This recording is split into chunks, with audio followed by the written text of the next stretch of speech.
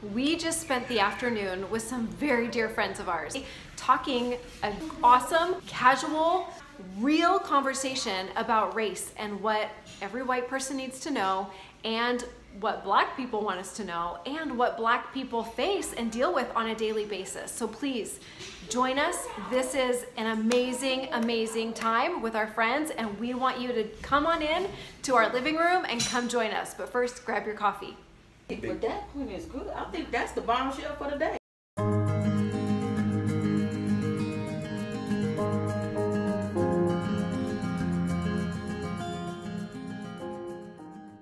That we generally think that it's extremely rare.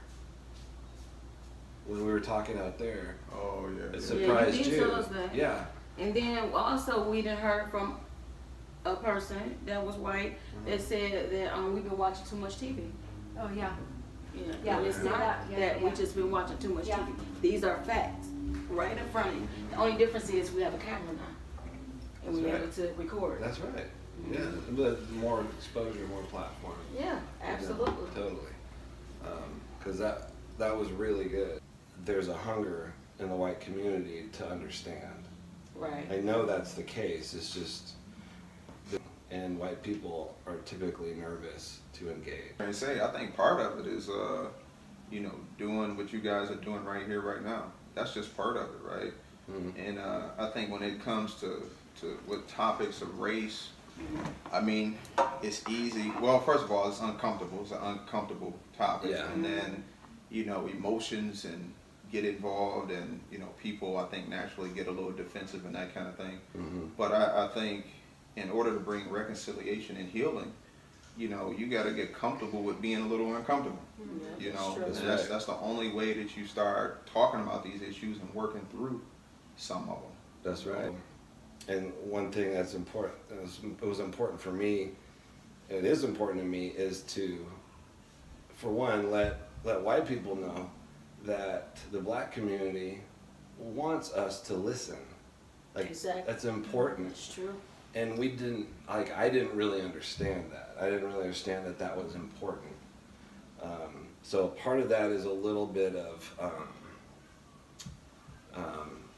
self-doubt, just as a person, like, or you know, where you don't think your ears are valuable enough. You know, like, it seems presumptuous.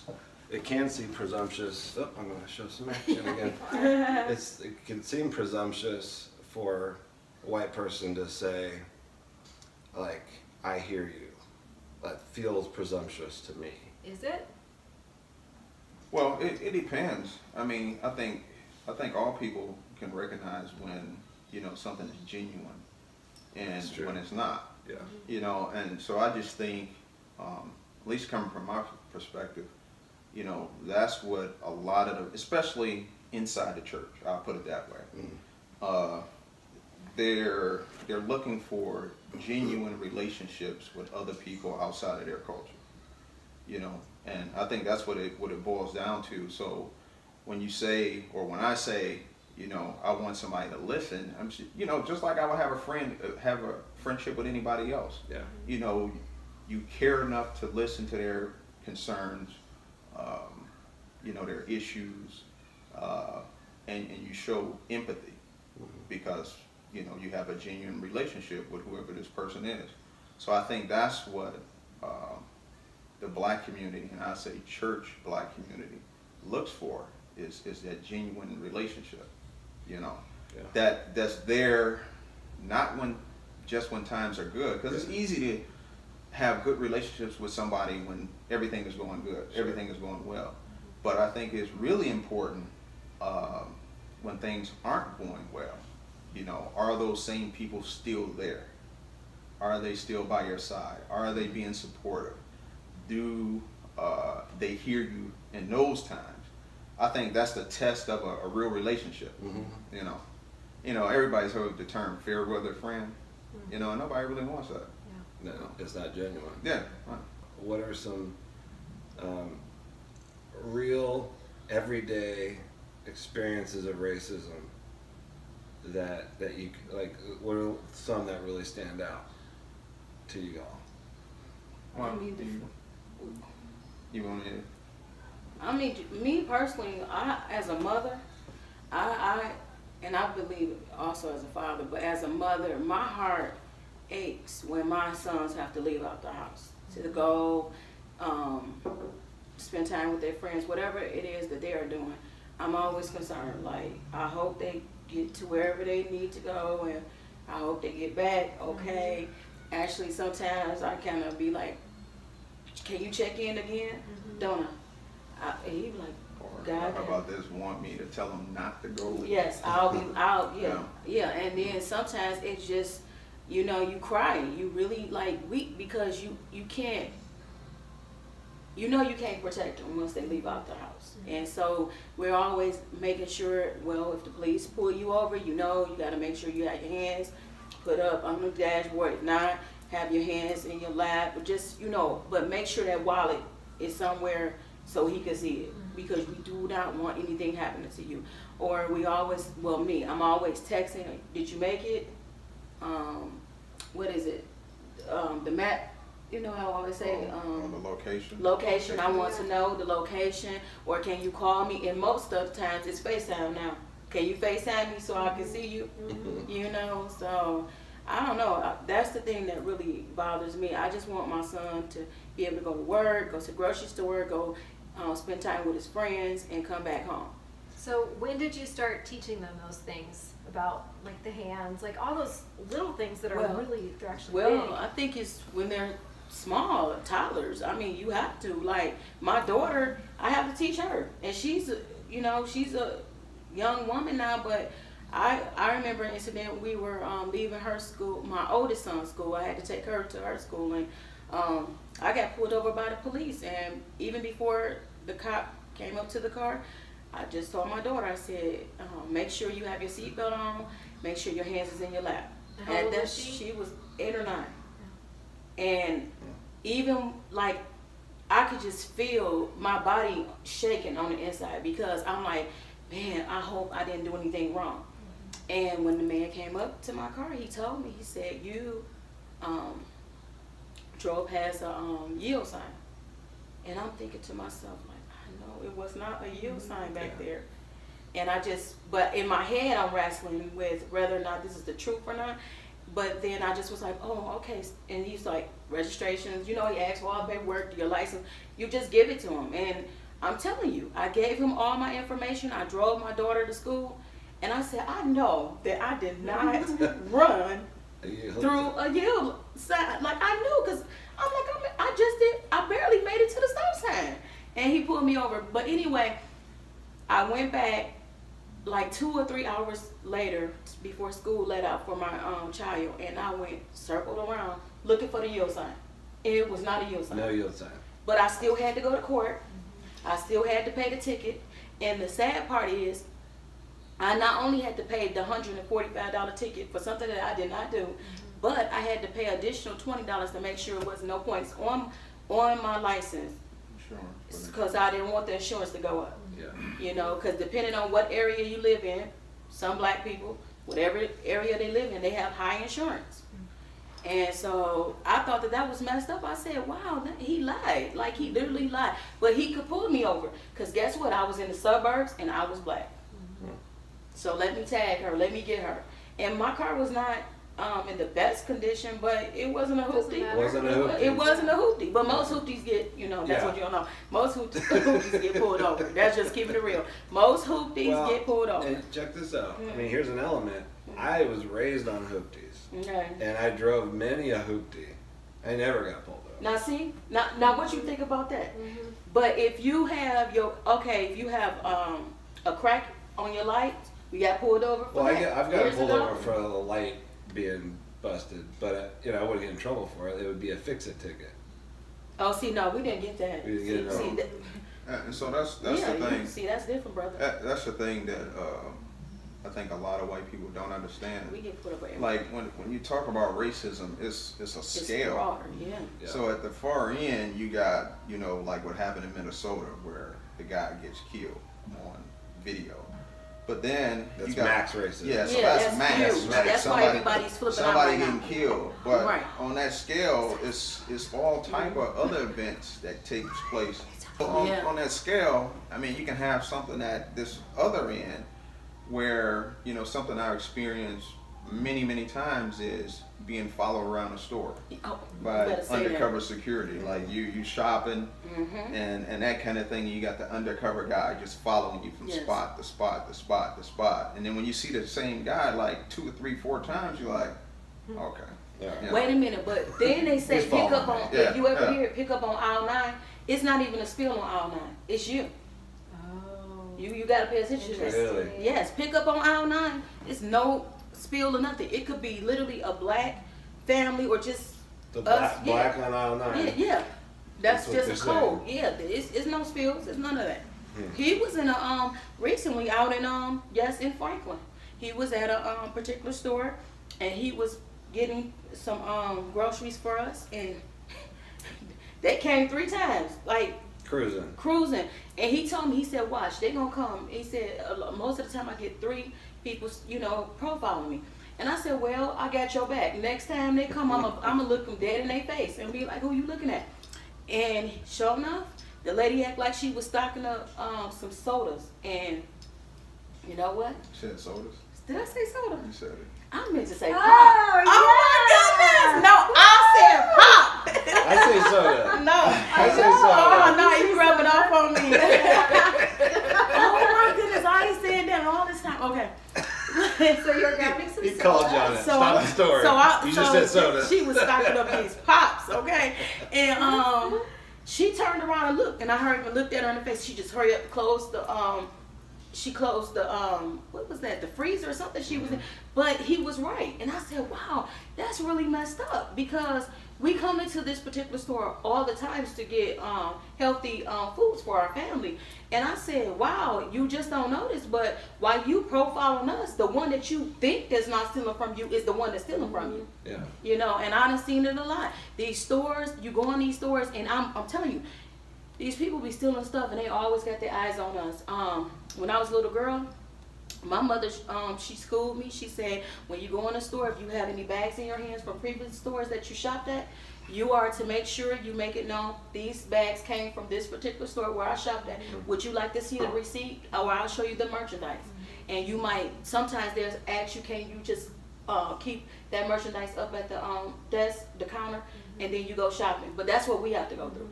You have to do that. Yes. So We have to a do it. bag and a receipt. Yeah, we always show it. When we go in, oh, I had this. I don't know. We just always make it known, because that's how.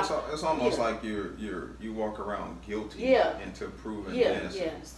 Yes. So like in the case of going to a store, like if you go there, like the example you gave in Franklin, like if you go there, Franklin, Tennessee, like day after day after day after day, where people see you all the time, then it may take a certain amount of time where they say, oh, okay, we don't have to worry about that. Right. You know.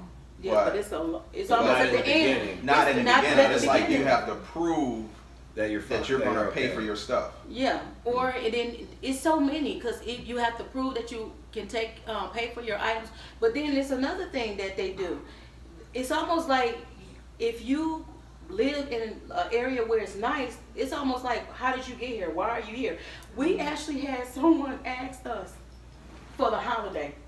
Do you remember when we was in the suburbs and we had ordered tables? We had a picnic, just this big event at our home, and they asked my husband, were they the cleanup crew? Oh, when we were. Yeah. And we were like, what? They asked if you were the cleanup crew. If my husband was the cleanup crew, and we were the ones, you know, setting out everything for the people to come to our house. Yeah, getting ready for so they're not used to even seeing black people in the suburbs. Like they will drive past you, look at you, stare at you, or may not even speak to you, but it's almost like, what are you doing here?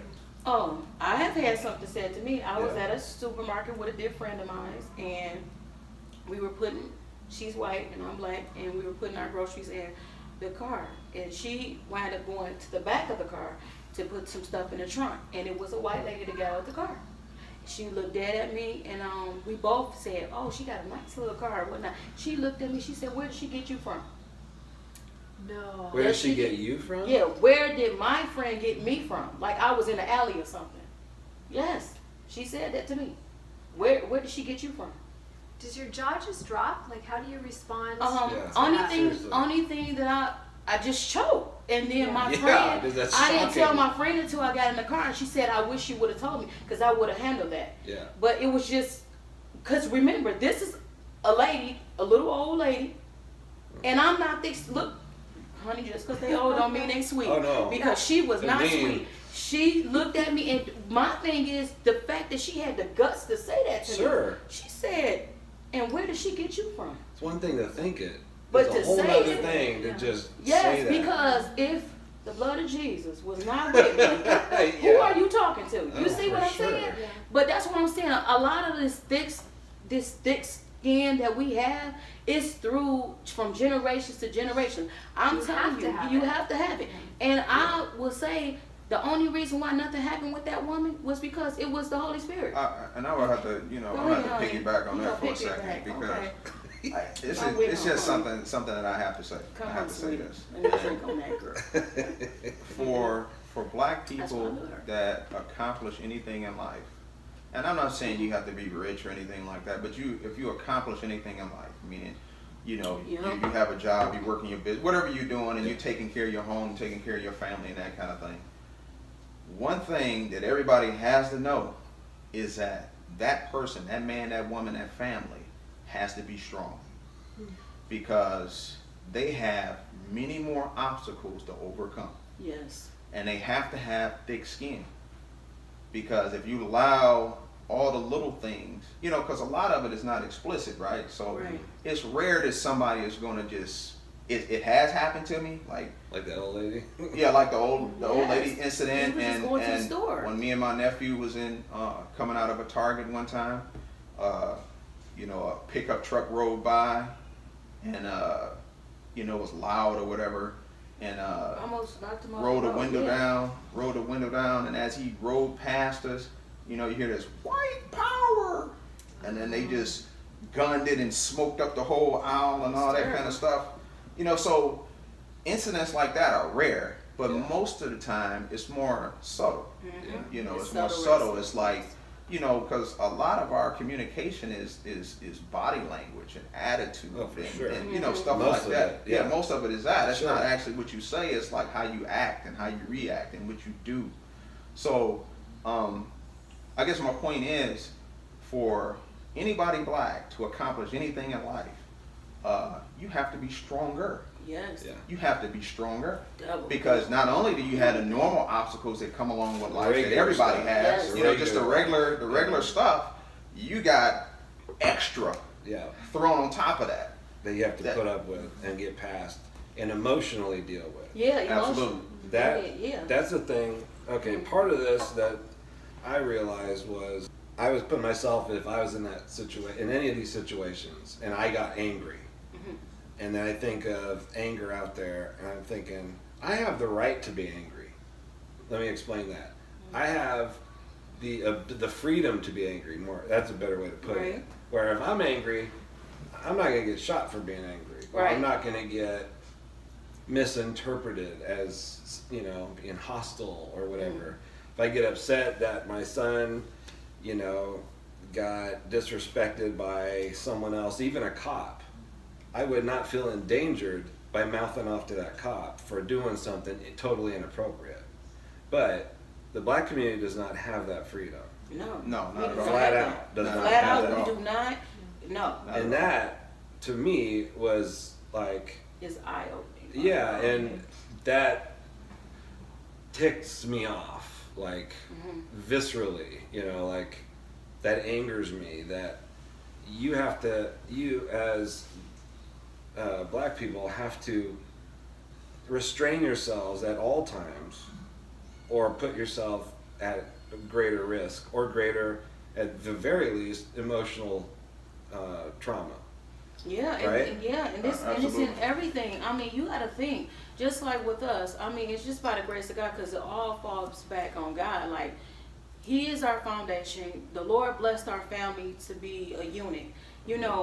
most of the black families, they don't even have a mother and a father in the homes. You know what I'm saying? So a lot of them don't have that. So you got to think about the single mother or the single father, you know what I'm saying, or the grandparent that's raising the children.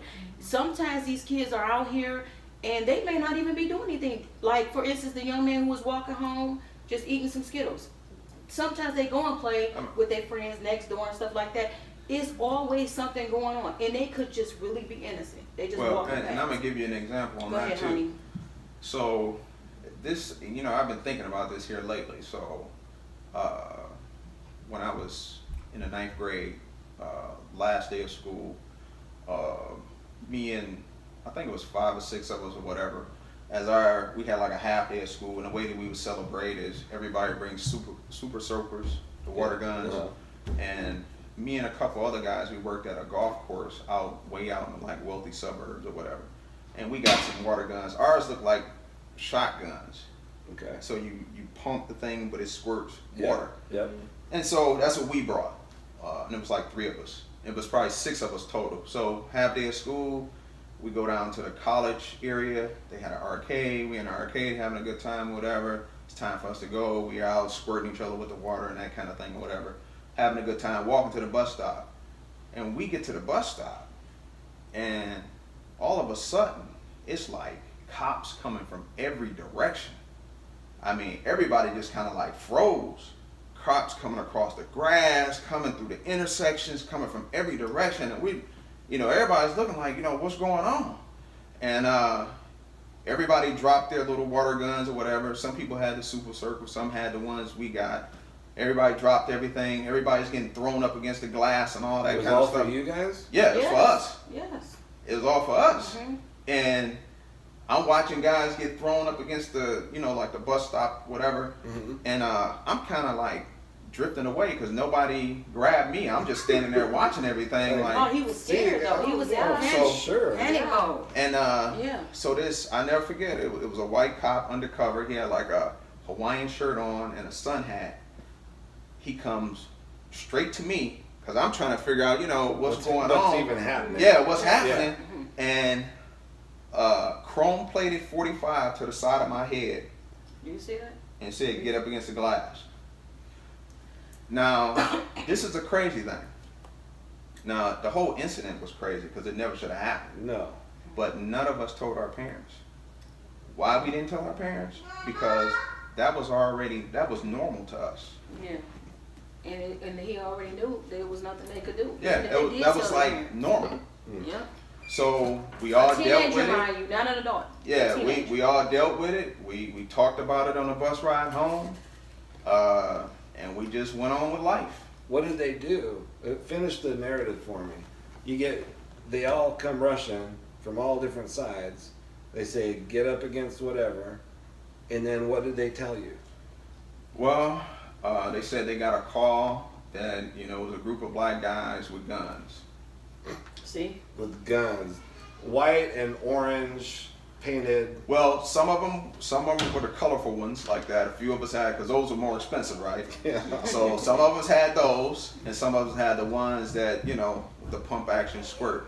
So it's probably like 2 or 3 of us with the squirter, the pump action squirt thing. Yeah. There was probably a couple more that had the actual super soakers with the, you know, neon colors. But they're all water guns. They're all toy looking. Yeah, and we're all squirting each other and walking down the street, laughing and joking and, you know, that kind of thing or whatever. So anyway, so he tells us what the report was. Then he takes the one I had, pulls a little cork on it, empties the water out of it, right? Because there was still some water in there, and then starts to dig in there looking for drugs. Like, really? I'm telling you, it's bad. And then held us there and said, we don't know if we're going to charge you guys with anything or not. So, you know, he questioned us, where'd you get these from this time? We like, hey, we work at a golf course. We got it from a store near where we work, blah, blah, blah, this and that. Well, we got to talk to our supervisor, see if we're going to let you go. All over a squirt gun. All over squirt guns. Being kids, squirting each other with water. And like I said, to me, the big thing, thinking back on it now, is the fact that You didn't tell your parents? Yeah, we didn't even, it was kind of like, we've all had our own individual experiences. We've all heard stories from, you know, our family and stuff like that. So when it happened, even though it was traumatic, yeah, because all of us was shaken up, you know, all of us was like, you know, this is crazy. But we just, none of us told our parents. We just went home and just continued on. That is crazy. Do you think it was from a point of we don't want to burden our parents with this, or was it just? It's. I think for me, I could just speak for me. Yeah. It was more of a like, what's the use? You know, like nothing's gonna. Yeah, come nothing's of it. gonna happen. Nothing. You know. Because they can't do anything. I mean, you got to think. Yeah, what are you Most gonna do? parents don't have money. Who are we gonna pay? So, like, what lawyer are we gonna get? Yeah. So if your boys came home and told you that story that happened, how would you guys respond? I think. Well, you go ahead. Oh, we gonna do something about that. Yeah. We're gonna connect. That's why it's so important to have diverse relationships. We're gonna talk to some people that we trust, and we're gonna handle that. Well, that's the thing, is who you trust. Who you trust? Right? Yeah. Yeah. You can't just walk down to the police station. No, Just we can't file. go down to. I'm not that girl. I didn't tell you I was going down to the police station. I said, first of all, we're gonna talk to Jesus first. We're gonna talk to Him. Yeah. Then after we talk to Jesus, we're gonna pray about it some more, and then we're gonna talk to the people that we feel that will have our back and will not, you know, listen to us, but then really not be there for us. We're gonna talk to those people who really have a connection with us, and then we're gonna go for it. But we will believe our children. We will have their back. So, what were you gonna say? Well, yeah, I think we would handle it differently. We would handle it differently. So I think at the very least, I mean, we have to at least file a complaint or take whatever avenue we could take. Yeah.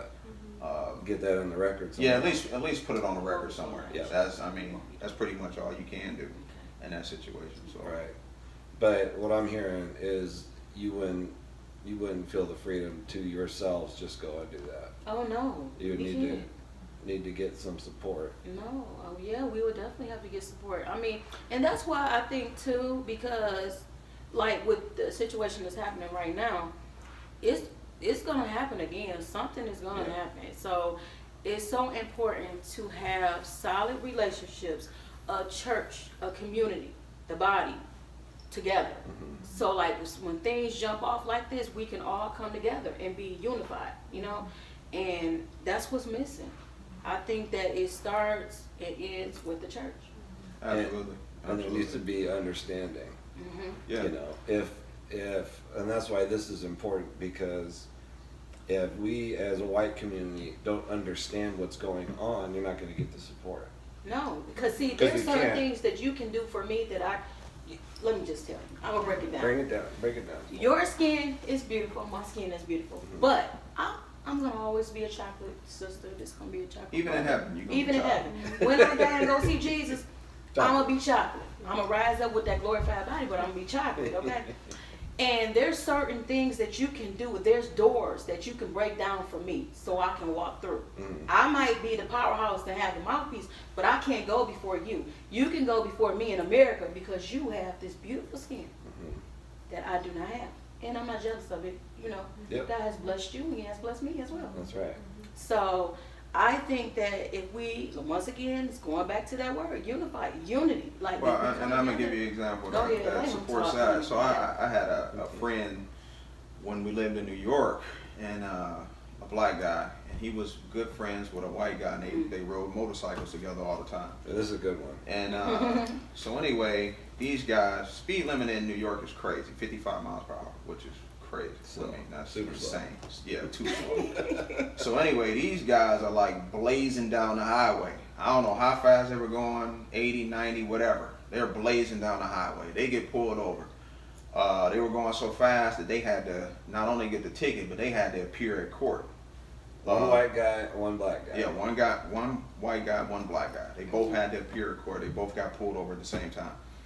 So they get to court, and the white guy goes before the judge first.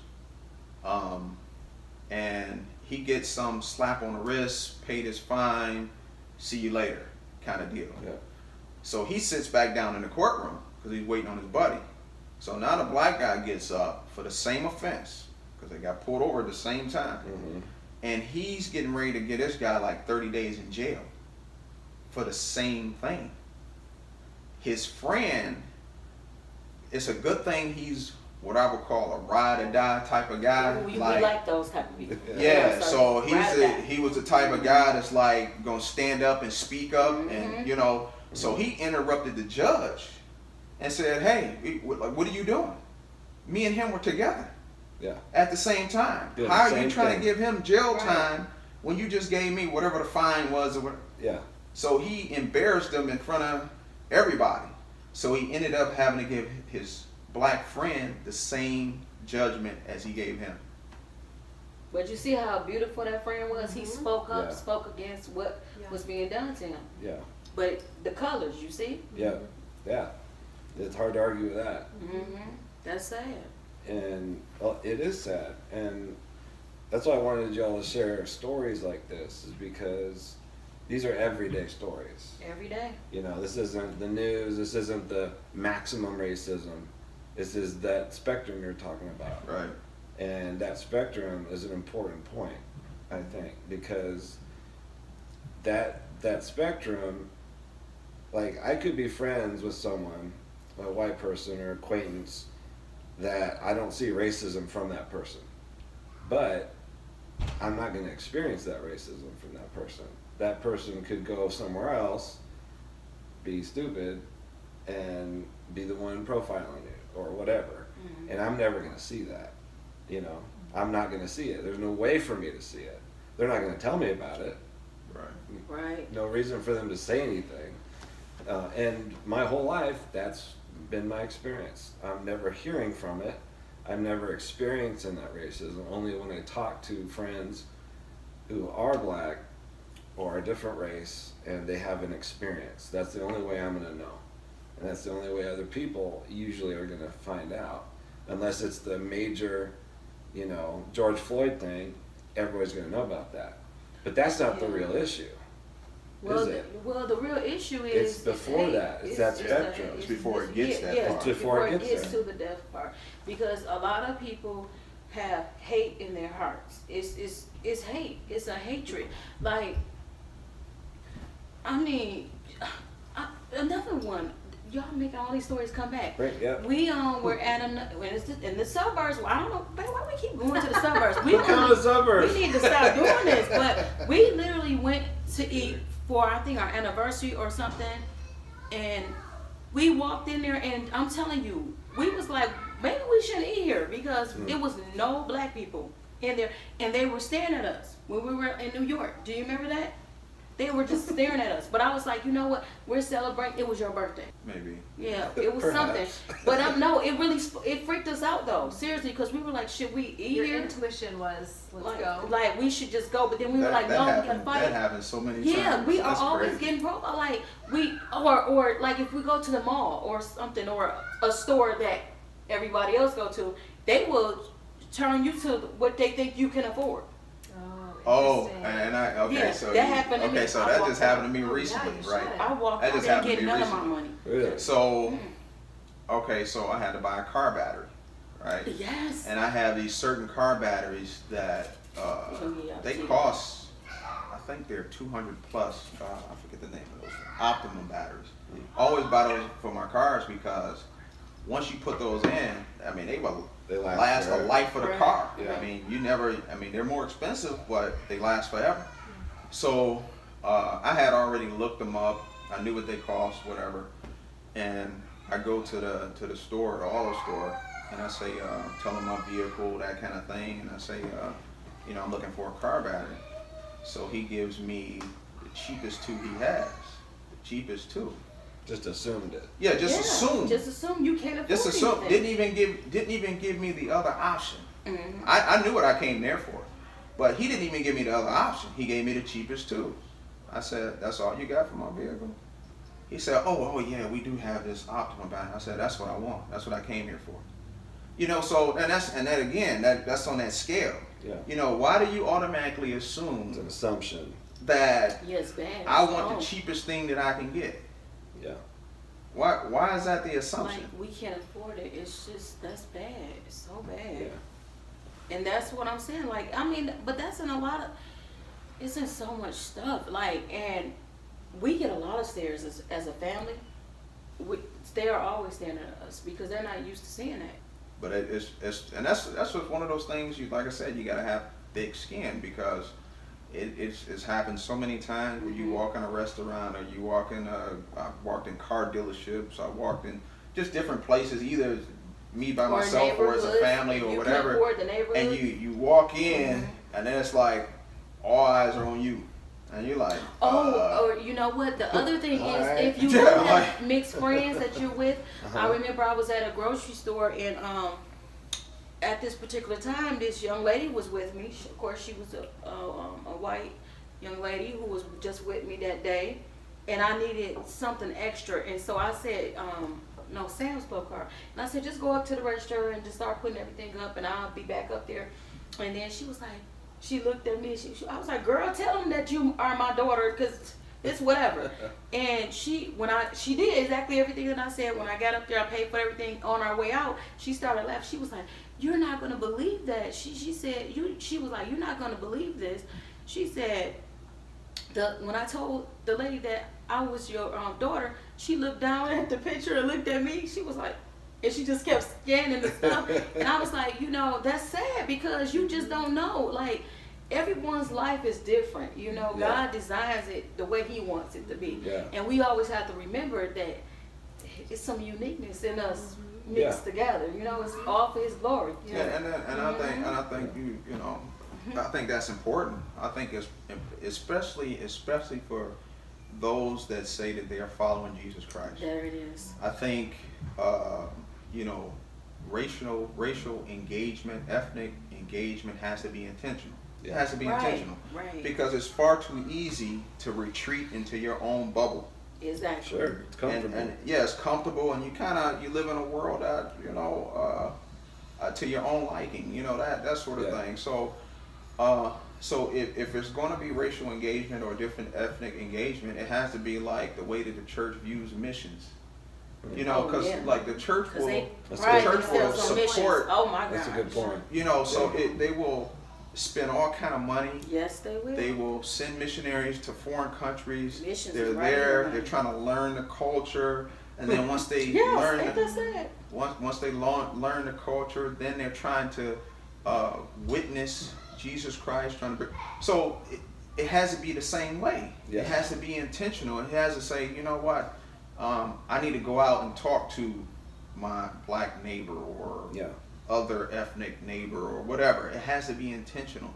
And I think it's important to have a variety of different relationships. Yeah. Because that's the only way.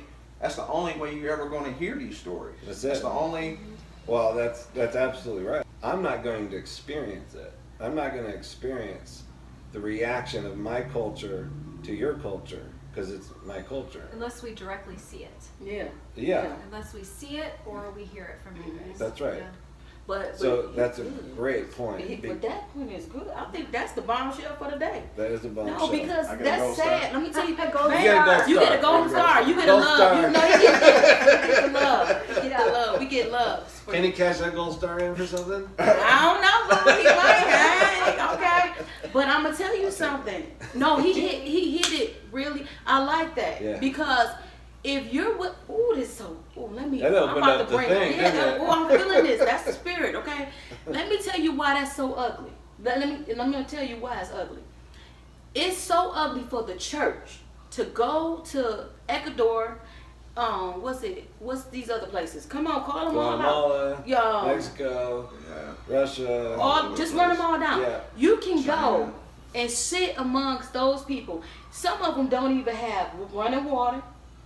They don't even really have a place for you to lay down but on some dirt. But you will go and sit and lay up with them. But here in America, you get a chance to do ministry and you choose not to, and it's in your backyard. That's evil. That is evil. I would say it's a lack of understanding. Honey, I think that is evil. I love you, bro. But let me tell you why I think that's evil. Please. Because you get an opportunity to do missions in between your brothers and sisters. You know, and the Bible speaks about loving your neighbor as yourself. You know what I'm saying? You get a moment to walk into someone else's life and just walk alongside them, and you choose to pay money to go somewhere else to do that. Yeah. Look at what you just did. You're not even. I'm gonna tell you why. I'm telling you how evil this is. You could have adopted a child overseas, but you're doing ministry right here. You see what I'm saying? God give us all opportunities to do ministry. As believers, it's not just only the pastor, the one in the pulpit.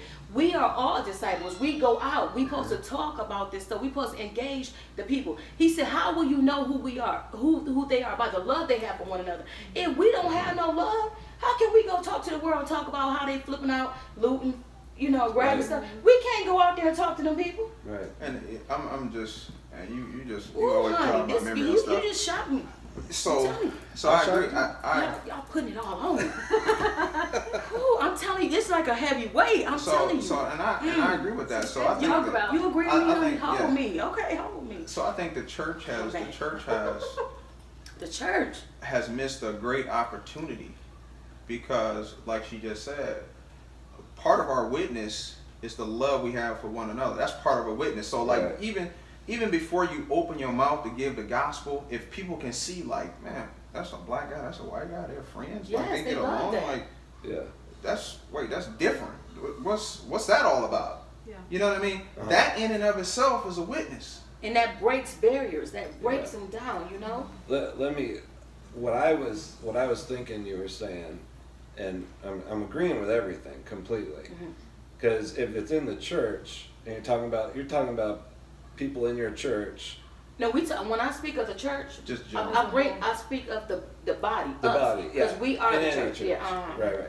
We are the church. When I say lack of understanding, I'm saying the lack of understanding that there is another culture in our culture, like, because there is, and the lack of understanding that there needs to be a ministry that, say, let's just use the black community, that the black community wants the white community to come minister to them, and for the white community to understand that is a good thing, that is something that's desired. Well, I think go ahead. And understand the community, not necessarily minister, because we all minister to each other. Right. Not to, craft a ministry to go into the inner cities or whatever, but to go, like, what we're understanding is, and reaching out, is to try to understand or to see that there is a completely different experience. Well, I think I'm gonna tell you this. May I say this, and then you can have the floor. I'm just being honest, because I done seen it all, and I've been to the suburbs, I've been to the hoods, I've been all, and I love the hood. I love the hood. This is me. I live, eat, breathe the hood. I love the people, and the reason why, because they want to know about the hope, the glory of God. The suburbanites, they already think they are set, and they don't need nobody. That's true. You understand what I'm saying? I do. It's foul. But I just want to just throw it out for the hood, the people. You don't want to feel like you are the guinea pigs.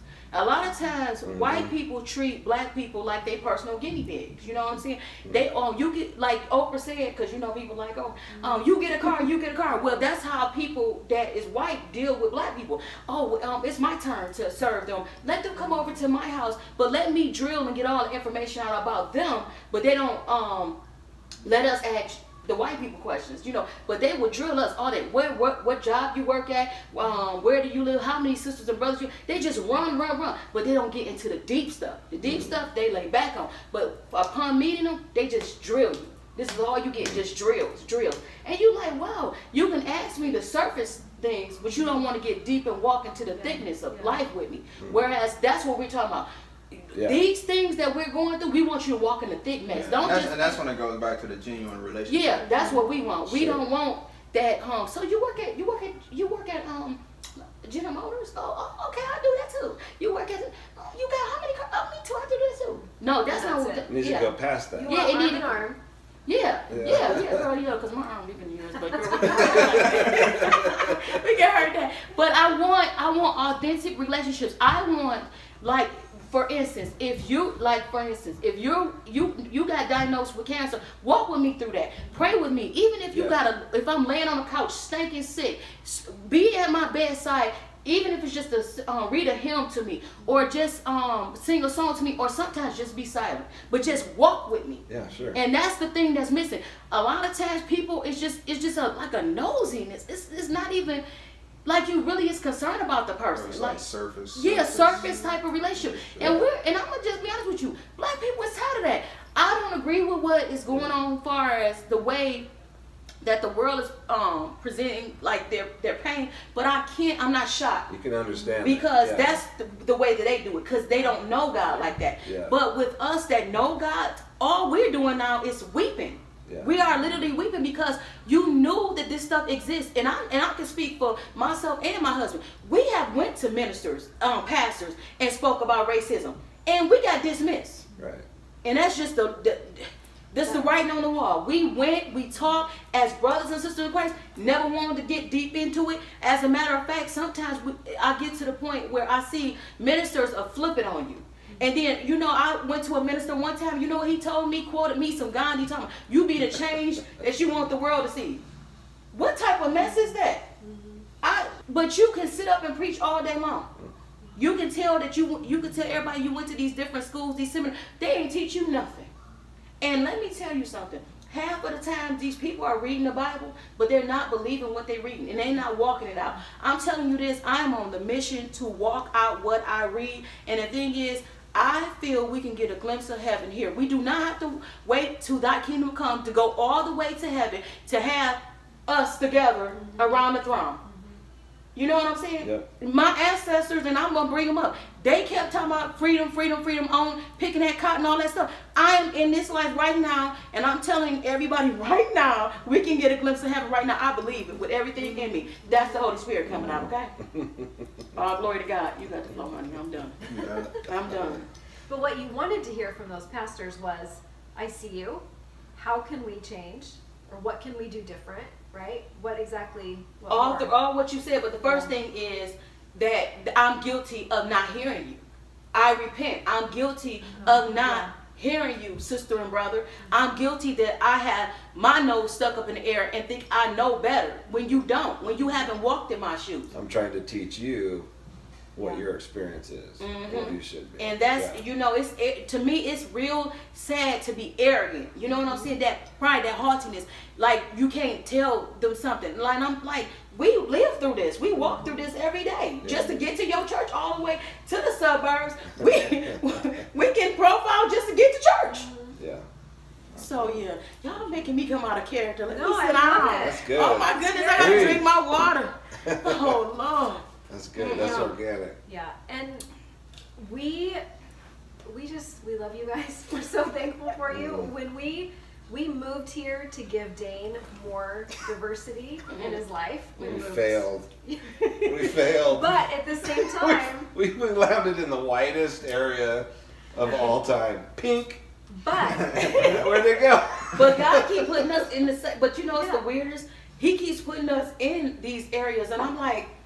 We're here for each other. But I pray that God would give us a couple that we would be able to walk alongside life with and love, to be able to learn and give our son that some diversity. Yeah. And God brought us you. Just like that. Oh, God brought us you. So just God like the door, just like the door you're talking like we could open up so that you walk through. You're our door. Oh, praise you're God. our door, Our so we want to get. I'm telling you, like I said, and I think it's unique even with Richard and I coming from the homes that we come from, it's always, it's the strength that is within the black community. We have strength, you guys. I'm telling you. We have strength that has been passed down for generations to generations, but at the same time, there's a lot of emotions that comes out of that. And we respond differently, but don't get scared by that. You know what I'm saying? That's just part of us. That's just a piece. But that's not just the package. It's not everything. Yeah, it's unique things about how God shaped us. You know, He is the one who created the different ethnic groups of people. And so just with us, with our different shades of color, we gotta look at that. Cultures. Cultures. We gotta look at that. We gotta be so thankful. Like, you know, I get to be this color. I get to walk through this. And it's from God. He picked me out. He picked me out before the foundation of the world, and He placed me in Christ and designed me. Girl, for His glory. See, that's what I be getting excited about, my God. Well, and same with bringing Dane into our family. God purposed that and prepared our hearts for it. And now we get to rise up and learn and teach him to be a proud. He's gonna love you guys for that, though. That's the beauty. That's the beauty of it all. It's the fact that you guys want to know. You want to engage. You girl, you've got a heart, girl.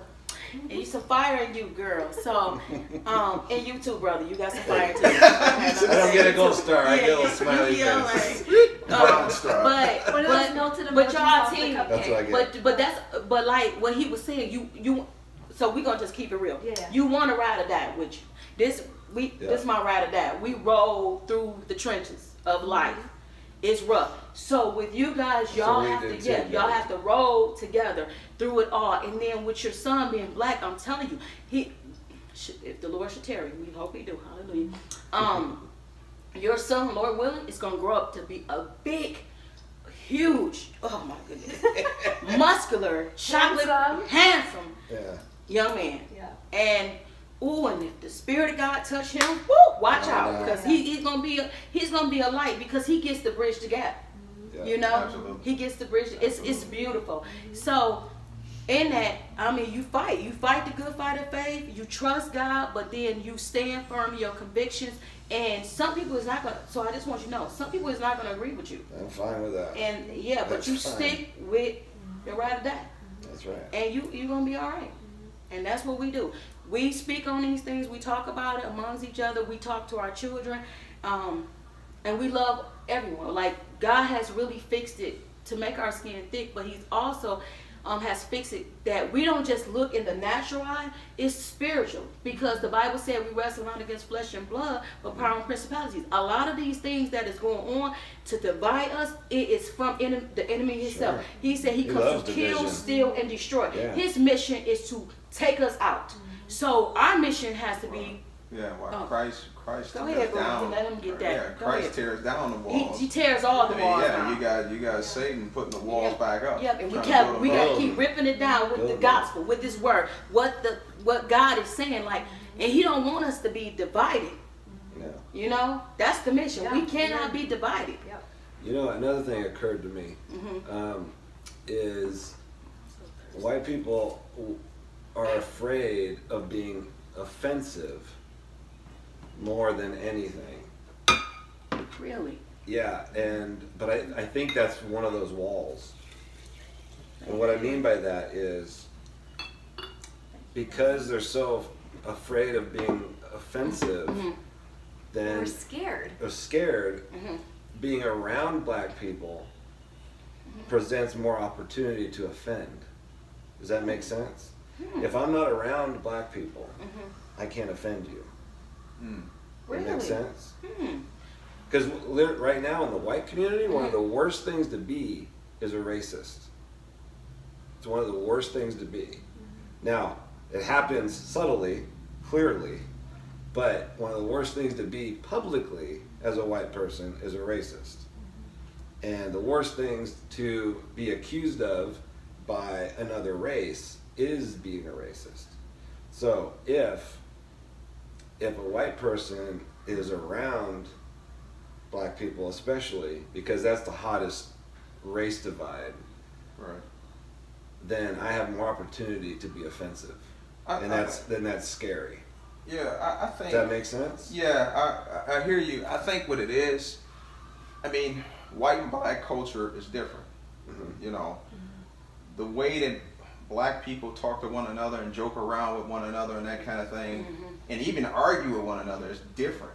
Like, you know, we can argue with each other and get loud, and it'd be nothing. Right. You know, it'll be nothing. Yeah. Or the way that we joke with each other would be different. Yeah. You know, compared to white culture or whatever. But the thing of it is, like I think it all depends on your heart. Like if you have a genuine care and concern for this other person, those are things that you work through. You learn, okay, like, well, he doesn't like when I joke with him like this, but this is okay. So you learn those different cultural cues. You know, you learn that kind of stuff because it is different. That's what love is. It make you learn. Just like when you got your boo, you learned her, right? I did. So Absolutely. He said and that's ongoing. But no, it's like that. You know, relationship wise, if it's something that you're interested in, you're gonna fight to get to know. Sure. And that's what you gotta do. And there's no excuse.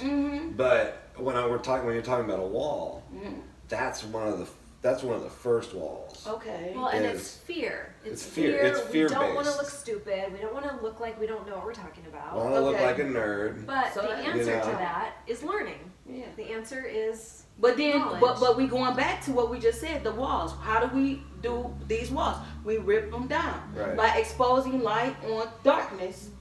Expose the truth. So if you say it's fear, but the thing is, it's going back. It's a heart issue. I'm inadequate. You right. You inadequate. And you right. You inadequate. So because to be humble. Be humble. Be willing to learn. Love first. Yes. And less about yourself. Absolutely. Yes. Take yourself out the situation, and you know, because you got to remember, you're given an opportunity to sit into someone else's life, to engage. You know, to learn. That's beautiful, and then. And it's personal too, because you become a part of them. You know? Yeah, it's beautiful. It's lovely. And it's informative.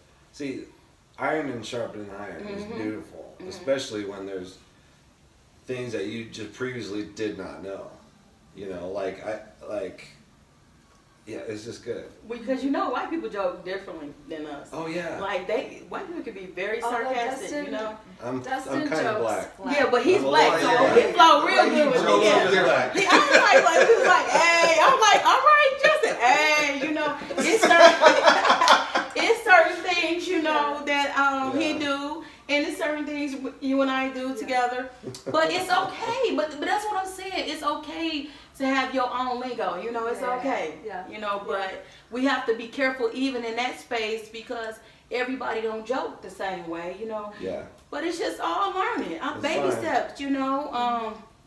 And we can do it. I mean, with God, we can do all things. You know, we can do it. Yeah. Let me ask you a question, and this is This might be informative for everybody. Okay, so back to the offensive thing, being offensive, and that being a fear from white people, not wanting to be offensive. Do you think we as white people think, this might be a tough question. Go ahead, brother, you got it. God give him I'm trying to word it right. Lord help me word it right. Jesus I know, name. ready? That's good. Yeah. Because I'm going to put that anointing oil on you, because I carry it with me. I'll put the anointing oil on you. Splash. Okay. Splash. In Jesus' name, we got you. Okay. Are we too afraid of offending? Like, the media makes it seem, I'm not saying I believe this, but the media makes it seem that black people are very quick to be offended. Oh, they portray us as quick tempered. Exactly. Okay, so quick to be offended. Let me tell you about me. Okay, we are not like that. I know you guys are like. Oh no, our people is not really like that. So that's what I'm saying about. I think before you say anything, go ahead. I'm gonna tell you. You grabbing on me? Okay, boy. Well, yeah, I'm gonna just jumped you. He just just hold on. All right, boy. Okay. Just keep your energy. Okay, babe. I'm gonna keep my energy. Just ball it up. No, man, I don't like that word energy. I'll keep it steady. Okay. So I think what is offensive, and I think a lot of black folks, I know for me personally, I find it offensive, is when, you know, I guess those relationships are being attempted and that kind of thing, and then the person comes with a sense of like pride or arrogance. It's kind of like, I don't, if you come in a humble way and you actually like trying to get to know me, that kind of thing, and I pick up that, oh, this is real, this is genuine, then my response would be different. But if you come in like, hey, look, you know, I'm the best. I know everything. I'm all that. I'm gonna tell you what the Yeah, thing. that's how you talk. Yeah, if you come that way, then of course people are gonna like, you know, be repulsed by that. Like, hold on, you know, I don't even want to talk to you. all Yeah, but that's people all right people. there. Look, that done made us look bad. Okay, the news done made us look bad. Well, that's part of my point, Ooh. and because of that, that makes white people nervous. But we're not like but that's what and then that's what we have to be careful with. Right, agreed. About the news, like you can't take the news. They take a legitimate issue and screw just it up. screw it up for us. Screw it up. Because they they blow it could say they could say that all white people are racist, and I know that not to be true. You know, There's like 7 I've of been us that chilling are with not. my homies right here. We've been chilling for a long time. You see, you know, but for real. Yeah. So you have to be careful with, and sometimes you have to turn the news off. I mean, that's just being real. Sometimes you have to turn the news off, but you really seriously pray about everything. Pray and ask God, you know, to help me understand, you know, the people. Talk, please. We are very emotional. Black people, I just told y'all this. We are emotional, but a lot of it comes from back in the start slavery. I mean, you gotta think a lot of and just a little bit. I'll just give you a little bit rundown on it. When it comes to black people, you know, church means a lot to black people, and the reason why, that was the place where they could be free. They had the freedom to speak, the freedom of positions. You know, that's why some people be in position for 10 to 20 years and don't even want to pass the baton from being a missionary, you know, because they felt like they were somebody inside the church. That's where they went for prayer. That's where they did the protesting, the walks and different stuff. Sanctuary, comfort, they got everything. affirmation. They got affirmation, everything within the church. That building and the people that was with them, you know. And then you got to remember too, even back then, it was some white people too that was helping, you know, the people. You know, we cannot forget about that. So when you deal with emotional people, like, it's a wave, you know. Just as well as they have those emotions, they are most of them people are very, very authentic people. They got your back. Sure. If you got a brother or sister with you, they are ride or dies. Correct me if I'm wrong, aren't they? If you got wholesome brothers and sisters in Christ, they are the type of people we believe, because that's how we are raised. You go to the ends of the earth for your people. You ride or die for them. And it's not based off if they have their moments of their being hot-tempered, their moments of being fake, nasty, having strife, envy, all those different things that God tells us. All that. But the point of the matter is, we know how to get back with them, yank them up. We ain't gonna, you know, we're not gonna really yank them up. But we're so used to, being authentic to where we know if you fake. And that's just real. I know that's not hard, but we know we're dealing with somebody fake. And most black people, I'm going to just keep it real with you. I'm going to give you a little tea. If they know you fake, most black people, they will not want to commit. Yeah, they don't. So if they are engaging you and want to mingle with you, they feel like. And you know what? You just go ahead, jogged my memory. This is a cultural difference, too, right? This is a cultural difference. So when a black person doesn't like somebody, they're not going to be around them. You know, it's just going to, I don't like that person, I'm out. You know. And they're going to tell you, they fake. They will say the word, they're fake. And what I noticed, and I may be wrong, you can correct me if I'm wrong here, but in white culture, you can absolutely hate somebody. And be chilling with them. Like, hey, how you doing? No, baby, what about breaking the bread and do a whole party for you and don't even like you? I'll party. Oh yeah, we've seen that. We done seen it. They will put on the best party ever and don't even like you. Can't stand you, nothing. Eat with you, break bread with you. We don't do that. We don't do that either, but. Well, we don't do that. We don't personally do that. But the white culture. But the white culture can do that. You better get with it. We watch. See, God, let me tell you how God is good. Yeah, he is. He took us chocolate people, put us in a predominantly white church. It was the first black family. First black family. And we saw some things, okay? Oh, I bet. And we was like, wait a minute. Thank you. Like Transformer. He broke it down for us.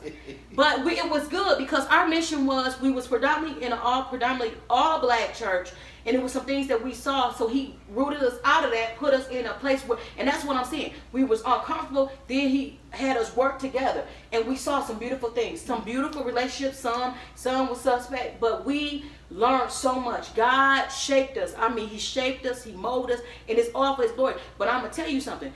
They can put on the front. Some white people can put on the front. You'll be like, really? Where do you do that? It's a value in the white community. In America, I would say. One of the No, listen. It's not a good value. It's a value. Okay. A value of giving people space. Okay? Like, that's why everybody's in their own little silo, typically in America, because we don't want to be bothered as a people. Okay. We want our space. We want independence. That's our whole country's motto, is independence. And that is taken to such a degree that we have a hard time making connections with people. So you have that in every community within the white community, and that just is exacerbated in other cultures. Other cultures. Does that make sense? And it makes you, as a white person doing what you guys were saying, like it makes us feel better about ourselves if we are putting up a front and trying to be nice. Oh, bless your heart. Oh, girl, we can feel that. I'm telling you, we can feel But it. it makes the white culture makes us feel better about ourselves that we're trying to do the right thing, and then we go home and we badmouth them. Not us, by the way. Not us. But you know, when we go home, you know, just like what you said, then they go home, but what y'all fail to realize is, not you per se, but the white community, what y'all fail to realize is that we know when you're being fake. And we just gonna put it out there, we know when you guys are being fake. And it's so sad because we do want authentic relationships with you guys. And it's sad. There it and is. Especially for those that call themselves believers. I'm not tripping on the people in the world. I'm tripping on the people who claim, because you're claiming now, you have the Holy Spirit. We all have the same spirit. And if you acting like that, you need to check who your father is. And that's just truth right there. Yeah. There it is. And I think something that happens a lot that I think can be misinterpreted is that fear can be misinterpreted as fake also. There's plenty of fake. Ooh, girl. I'm just kidding. Yeah, right? Gold star? Yeah, it doesn't work. It doesn't work. I let me finish my thoughts. All right, okay, that's crazy. Okay. So, no, you good. Because a white person who's doesn't know how to relate to you, let's put it that way. Say someone who met you for the first time, doesn't know what you would be blessed by. Defaults to, where do you work? You know what? You know so when they do that, that's all that is. So that's the initiation. That's the honey. That's what I tried to do. Okay, yeah. thank you. She's trying to give me a gold star. You stopped her. Wow, that's so okay. That's okay. Does that make sense? Wow, that's heavy low for real. Yeah. So it's a matter of not knowing what to do. So guess what? Yeah. So if you don't know, if you really don't know, pray about it. And sometimes it's good to be quiet if you really don't know. But then you're ignoring somebody. Not necessarily, because if you really don't know, because I'm telling you, I don't know if it's just a sense or something in us. We can tell, babe, you gotta have my back. You can tell if somebody's being fake. We would rather for you really not to speak or say anything than for you to press it, and then you really. Let me ask you this. So man, that's right there thick. That's thick. I mean, well, I say it's difficult. Yeah, that's difficult. Difficult. First of all, it's difficult. It It depends on your personality type a lot. I'm waving a flag on that. You got well, that. I'm just saying, a lot of it depends on your personality type. Really if you're an outgoing type of person, or if you're more of an introvert or whatever, a lot of it depends on that, because somebody that's an extrovert might not have issues like that. Or because I'm an extrovert, because I got issues with that. I'm like, wait a minute. I'm just saying, if an extrovert finds it easier to, get new relationships and talk to different people, and it's easier. Somebody that's not as much of an extrovert, they're uncomfortable anyway, starting new relationships, and then that's even harder. Yeah, so you can respect You can respect someone who's an introvert, who wants to reach out, knows they have to reach out to get to know somebody, but is awkward. You know what? Or has a hard time with it. You keep shaking. Why you keep shaking my brain That's what like I do. this? Shakes. Oh my goodness. You're shaking my brain. I'm gonna get back at you. The thing about it is, I mean, it's thick because I'm telling you, you have some people that will, and I'm going back to this again. You have people who pull everything out of you, and they don't want you touching them. You can't get nothing out of them, and then you just say, well, they always been sweet people. That's just them. I'm talking about where people dying. Yeah. Like it just keeps going back to just being real because it's not right. Even those quiet people, they still find it. I don't know how they do it, but they find it a way to pull and suck life out of you. They want to know every detailed depth of your life, and you don't know about them. And then when you do find out serious things, oh, the reason why they didn't tell y'all, that's just them. They're very private. But how can you be private but you pulling everything out of us? Now let me ask you: are you asking those questions and they're not giving you the answer?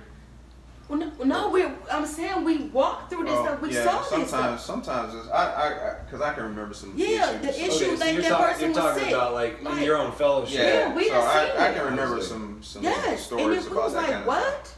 Yeah, so. And to me, that's hurtful. To me, that's hurtful that somebody can get all of you, but you don't even get a piece of them.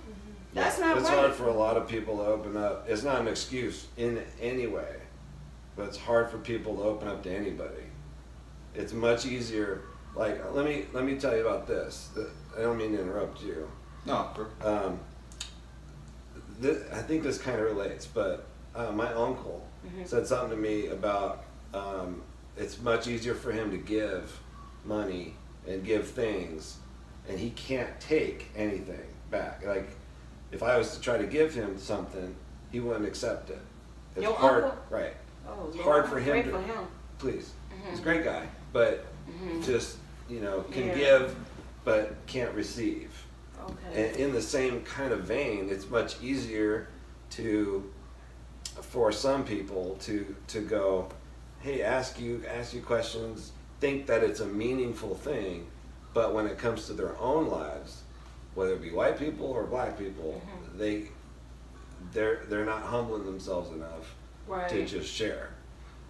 I don't know how you've experienced that with white people, and if that's a white-black thing, or if it's just what we normally experience with other white people, and it's hard for them to share. I don't get that with black people. That's what you're sharing, and that's awesome. Like that's not how we roll. That's not what we do. You don't have to give your whole bag. You know what I'm saying? You don't have to give give us a the little whole bit thing. out of it, because you never fully give up your whole self. But if someone is portraying that they truly care for you, we want to see it. And you appreciate that. Silence is something, but action is what speaks loud. Absolutely. Action. Yeah. So if we're in a relationship, I do want to know.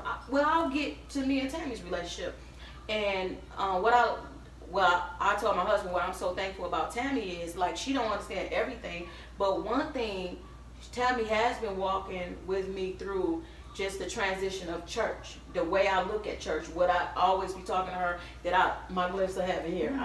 This is my thing.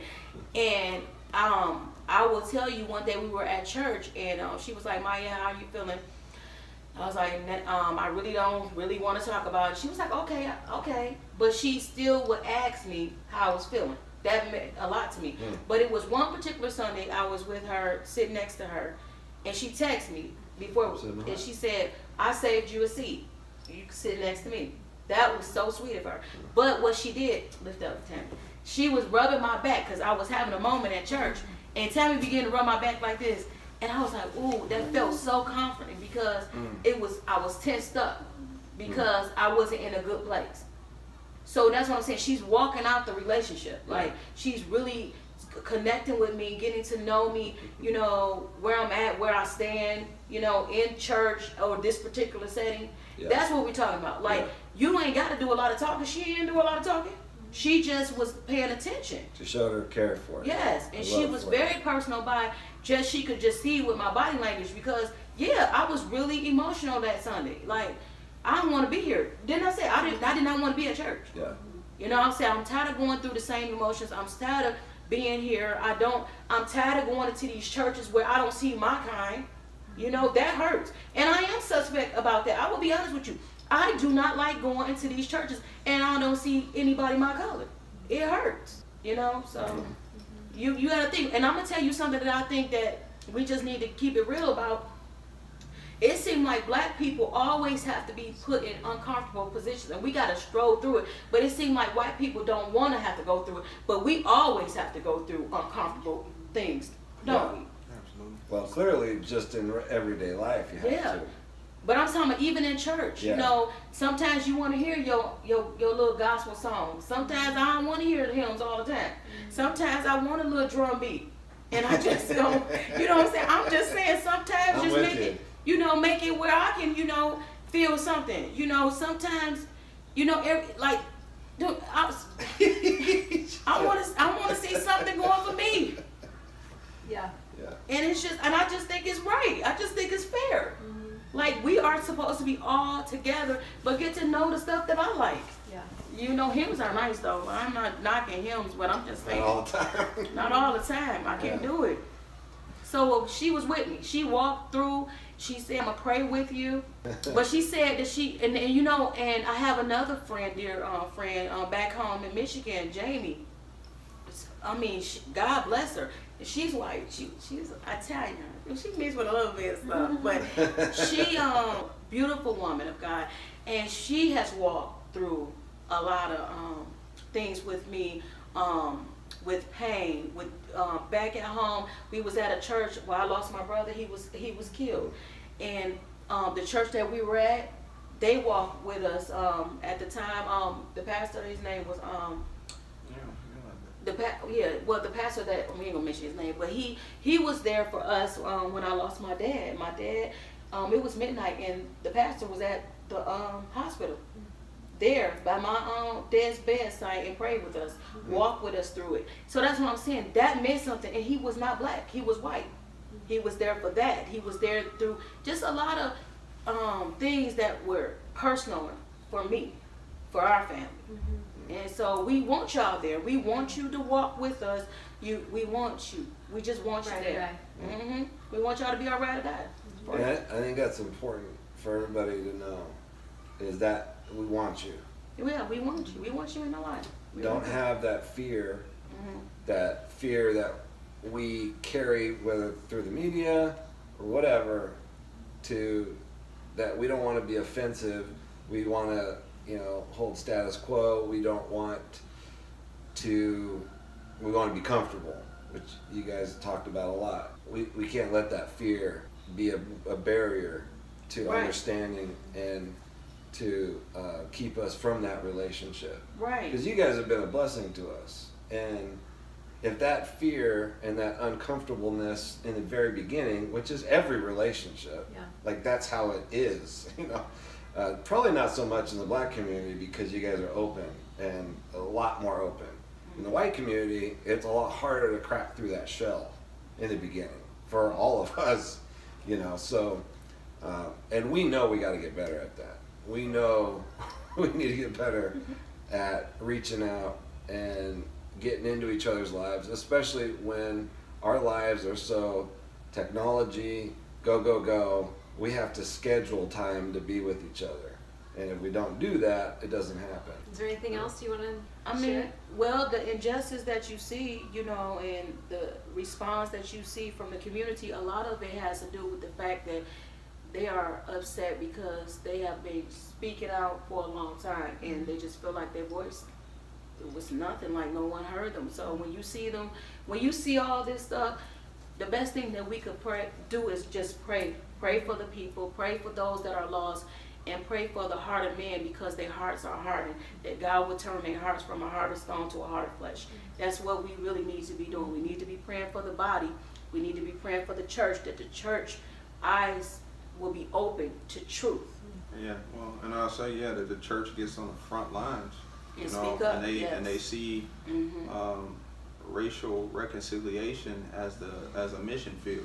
Yes. You know, Here. and something worth investing time, energy, effort, money into, because it's important. And then I think, just to piggyback on what you're saying, is that, you know, the black community has been seeing for years and years and years and decades even, you know, that, you know, these things have been going on. These things have been going on, and it's been, you know, fell on deaf ears for the most part. So this, all the emotional response and all that kind of stuff is like a culmination of, it's a build up, like, you know, this is what we've been talking about. Yeah. You know, this kind of thing. Well, things are seen more now because Yeah, everything's filmed. because of Yeah. cell So this phones is as awful and devastating as all of us watching George Floyd die. It almost caused us to wake up. Yeah, because you got to realize the church is sleeping. A lot of the churches are asleep. They're asleep. So now they have been shooken, or and now it's, what are we gonna do? That's right. You know, are we gonna get in the battle, because we are supposed to be on the battlefield, suited up and be disciples, like not be loud now and let it phase away. But you gotta continue. You gotta continue in this walk. You know, He called us to be lights in this earth. Like, we are disciples. God picked us out, and it don't stop because of a death. You gotta still keep going, and it's other things that we should be concerned about. You know, this is the huge one, but we really should be concerned about racism within the body, within the church. Then we can branch off more into the world, but we need to get it right within the church. Sure. Break those walls down in the church. Yeah. Because if we break those walls down, then we can go out and do missions. You cannot do missions with your body limping. Because right now the church is limping. We messed up. If you have a mission as your goal, you don't have time to be like caught up into. When you're really passionate about it. Yes. Give me that. You can't say that. But that's what I'm saying. And that's what I'm saying. That love, that's what He said. Love the people the way that I love the people. The way He loved the people, He sent His Son. And He stood in the gap for us so that we can be in God's presence to even break down and cry and pray. That's mighty. Reconciliation. Yes. He reconciled us back to Him. Yeah, dude. Because I'm a hot mess without Jesus, y'all. Oh, man. We all are. I hear you. Yeah. It begins and ends with the church. If we ain't got it, ain't no use to talking trash about the world. Yes. Yeah. So, hey, that's it. I'm so glad you guys said that, too, because, you know, the Word of God is our light, instructs us in what to do, how to treat each other, and there's racism in there. Yeah, it is. There's racism all day long. Flat out. Yeah. And not making it a social issue, but a spiritual issue and a gospel issue, and roping in the social issue to the gospel issue. Amen. So that's a good word. Yeah. Yeah, and then He will. I mean, he will break it down. It ties into loving your neighbor as yourself. Loving your neighbor. Give me some, baby. Yeah, another gold star. Yeah, you get a star. You get a star. You get a star. Well, you got a star. You don't get a because he didn't get a star yet. But yeah, that's the ultimate goal. You should have said it. That's the ultimate goal. I mean, and then like, if you really don't understand things, just ask God to like the burden of the people. Ask Him to let their burdens rest upon you, so you can feel it. And I'm telling you, it's a heavy weight. Or even just for the opportunity. Sometimes timing is everything. Timing is everything, but prayer is the bomb. Is everything, you know. Yeah. Because you may not ever get to really sit with the people, but if you ask God to put their pain on you, you can really feel. You can really feel. And always be in tune through the Holy Spirit, because He ministers to us. Yeah. You know, just like you gave the example about the woman, she went back and said something to the young ladies, and they just weep. You know.